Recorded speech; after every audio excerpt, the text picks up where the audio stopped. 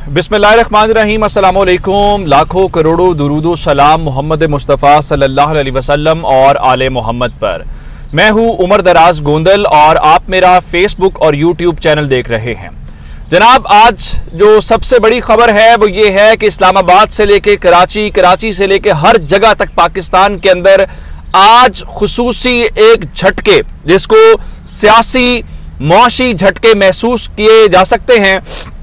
और अगर ये कहा जाए कि आज बुनियादी तौर पे पाकिस्तान के इस्टेब्लिशमेंट के लिए एक दबाव का दिन है, शदीद तरीन दबाव का दिन है, तो ये कहना गलत नहीं होंगे। आप कहेंगे कि इस सारी सिचुएशन के दौरान आखिर मिलिट्री इस्टेब्लिशमेंट का या ओवरऑल इस्टेब्लिशमेंट का इन चीज़ों से क्या ताल्लुक है। उसकी वजह यह है कि जब ये हुकूमत आई तो इमरान खान की गवर्नमेंट बार बार कह रही है कि आप न्यूट्रल रहेंगे तो ये मुल्क का हर गुजरते दिन के साथ नुकसान होगा। और वो ये भी कहते हैं कि अगर मिलिट्री इस्टेब्लिशमेंट न्यूट्रल होती तो हमारी हुकूमत ना गिरती। इसका मतलब उनके कहने का है कि इस हुकूमत को गिराने में कहीं ना कहीं इस्टेब्लिशमेंट का हाथ हमें नजर आता है। लेकिन आज का जो दिन है वो शहबाज शरीफ के ब्लंडर ने आज सबको एक नई मुश्किल के अंदर डाल दिया है। और इस नई मुश्किल के बाद अब इमरान खान जो है वो इस सिस्टम के अंदर बैठे हुए नहीं है। अब इमरान खान को ये सिस्टम एक्सक्लूड कर चुका है, बाहर कर चुका है। इमरान खान सिस्टम से बाहर बैठे हुए हैं, लेकिन उसके बावजूद इमरान खान इस पूरे सिस्टम के ऊपर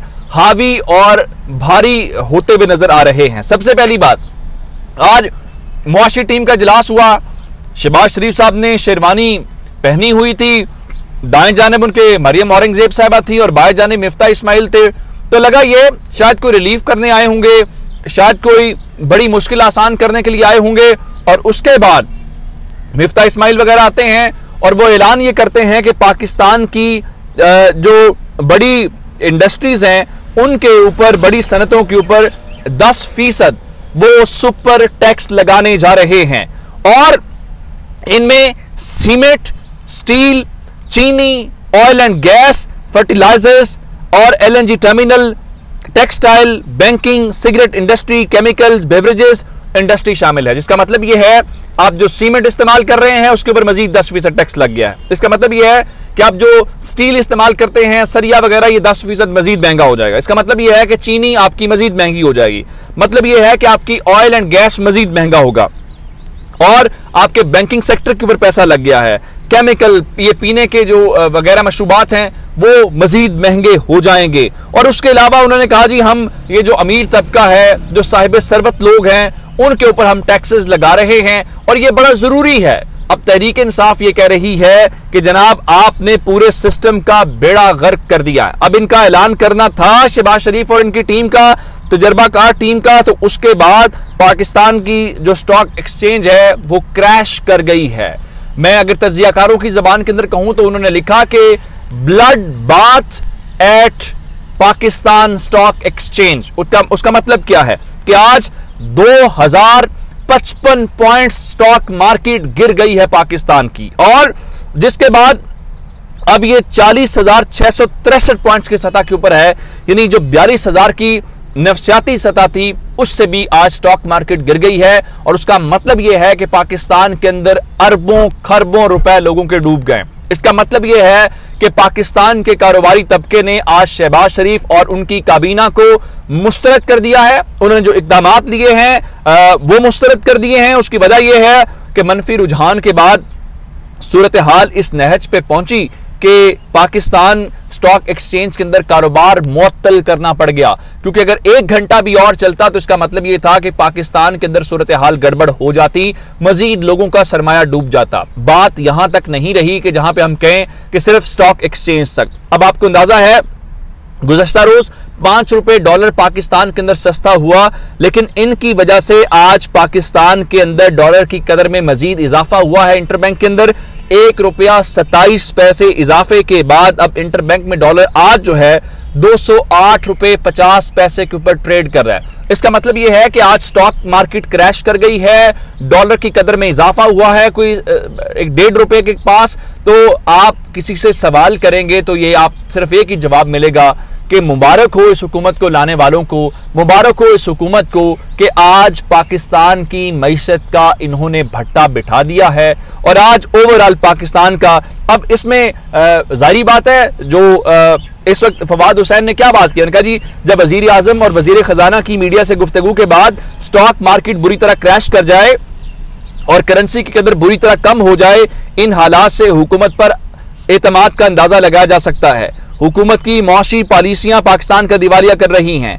इस टोले से जल्द निजात ही पाकिस्तान का मफाद है। वो एक ही बात कर रहे हैं कि फौरी तौर पे इलेक्शंस का ऐलान करो, इसके अलावा इस वक्त पाकिस्तान के अंदर कोई और चीज नहीं कर सकती। जरा एक और खबर सुन लीजिए कि ये हुकूमत मजीद अदम इस्तेकाम लाना चाहती है। अब इसहाक डार को वापस लाया जा रहा है। ये मैंने खबर आपको दी थी, अब से थोड़ी देर पहले शहबाज गिल ने भी इसके ऊपर ट्वीट करके इस बात की तस्दीक कर दी है और उन्होंने कहा कि सिर्फ अपनी रिप्यूट बेहतर रखने के लिए कि हमने डॉलर को खास लेवल के ऊपर कंट्रोल किया हुआ है।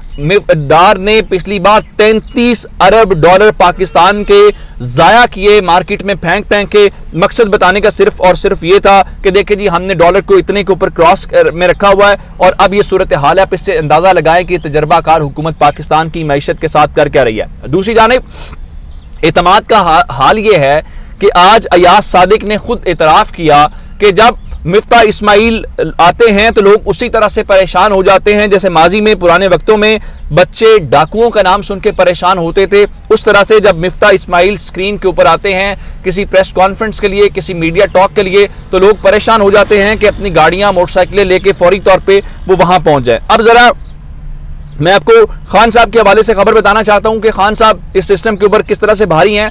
ख्याल था खान को गिरफ्तार करेंगे, खान उस दिन से पेशावर से आके बनीगाला में बैठे हुए, लेकिन मजाल नहीं उनको गिरफ्तार करने की, राना सनाउल्लाह की। आज खान साहब अदालत के अंदर पेश हुए इस्लामाबाद के अंदर और कचहरी के अंदर, चूंकि उनके ऊपर मुख्तलिफ मुकदमात है तो 10 मुकदमात के अंदर उनकी जमानत मंजूर हो गई है और अगले 6 जुलाई तक अब उनकी जमानत के अंदर तोसी हो गई है। इसका मतलब यह है कि राना सनाउल्लाह के जो अरमान हैं उनके ऊपर पानी फिर गया है। अब जरा मैं आपको एक और खबर दे दूं कि एमकेएम का भी इलाज हो गया है।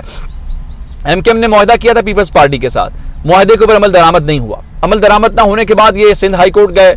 अब एक तरफ ये तड़ियां लगा रहे हैं, धमकियां दे रहे हैं। जो आमिर खान है उन्होंने बातचीत की, उन्होंने कहा जी हमारे वोटों की वजह से इमरान खान की हुकूमत गिर गई तो हमारे वोटों से ये हुकूमत भी गिर सकती है। भाई आपके वोटों से हुकूमत नहीं गिर सकती, ना आप वोट दे सकते हैं ना आप हट सकते हैं। हाँ, अगर आपको कोई इशारा आ गया तो वो अलग बात है, लेकिन अगर आप ये कहें कि आप आजादाना तौर पे वोट दे सकते हैं, आजादाना तौर पे हट सकते हैं, तो ये मुमकिन नहीं है। आप जितनी मर्जी बातें करते रहें। अब सिर्फ और सिर्फ कहा कि अब ये सिर्फ और सिर्फ बातों की हद तक है। दूसरी जानिब सिंध हाई कोर्ट ने इनका ख्याल ये था कि बल्दियाती इलेक्शन जो है वो सिंध लोकल गवर्नमेंट एक्ट जब तक तब्दील नहीं होता तो शफाफ इलेक्शंस नहीं हो सकते, और ये इनका और पीपल्स पार्टी का मुआहदा था जो जरदारी साहब ने कहा था कि मैं इस मुआहदे को खुद लुक आफ्टर करूंगा, लेकिन उसके बावजूद उसके ऊपर बात नहीं बनी और सिंध हाई कोर्ट ने इंतखाबात को मुलतवी करने के हवाले से जो था कि इलेक्शन कमीशन को इस्तदा दी जाए, इलेक्शन कमीशन ने भी मुखालफत की। तो कहा हम इलेक्शन टाइम के ऊपर करवाना चाहते हैं। एमकेएम की इस्तदा मुस्तरद कर दी गई है और वो साहब फरूक नसीम साहब जो फरमाते हैं कि मैं कोई अपना केस नहीं हारता, वहां पे उनकी बात नहीं हुई, जिसके बाद अब वो कह रहे हैं जी मैं सुप्रीम कोर्ट इस फैसले से रुजू करूंगा। आप सुप्रीम कोर्ट से रुजू कर लें, लेकिन अब आपके साथ जो हाथ होना था हो चुका है, अब बाकी अब हाथ को मारने में कोई हर्ज नहीं है। अब आपको एक और खबर दे देता हूं जाते जाते, कोर्ट से मुतल्लिक है।